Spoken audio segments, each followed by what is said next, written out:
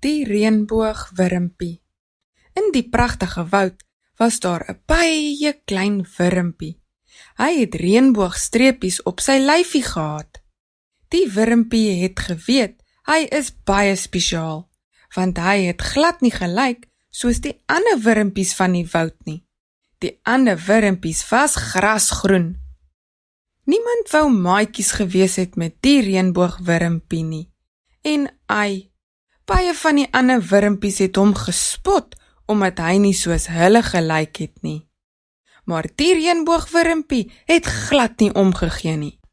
Hy het geweet dat hy spesiaal was, en hy het gedink hy was pragtig.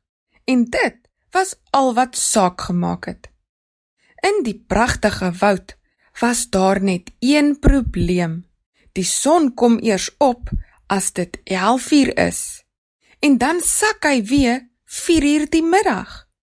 Dan raak dit piknag donker. So as die son opkom, het die diertjies net 5 ure gehad om kos bymekaar te kry en te eet. Want as dit donker is, kan hulle nie eers sien waar hulle stap nie. Dit het al gebeur dat daar diertjies in die aand moes kos soek, want hulle was so honger, en dan val hulle in die rivier. Sjoe, dan sukkel hulle omtrent om hulle uit die rivier te red. Toe eendag, soos die reënboogwurmpie blaartjies eet, voel hy iets warm op sy lyf. Hy kyk op en sien, maar dis die son wat op hom skyn. Sjoe, dis darm lekker warm. Dis die eerste keer dat die son ooit op die reënboogwurmpie skyn. Hy was nog nooit so hoog in die bome, op waar die son skyn nie. Dis darm lekker warm hier in die son.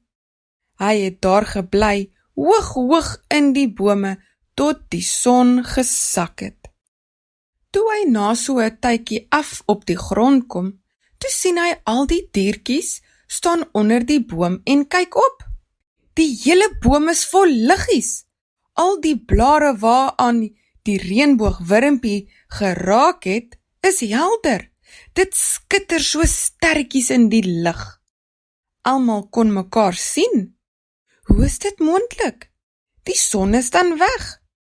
Toe kyk almal na hom. Wow, jy is pragtig, sê een van die groen wurmpies. Soos die reënboogwurmpie oor die blaartjies stap, begin hulle ophelder. Die diertjies van die woud is so bly, want nou kan hulle enige tyd van die nag kos gaan soek, en daar is nou oorgenoeg tyd in die dag, dat hulle heerlik kan speel. Elke dag het die reënboogwurmpie daar bo in die takke gaan sit, dat die son lekker op hom skyn. Dan maak hy paadjies om die rivier, sodat niemand weer per ongeluk in 'n rivier kan val nie.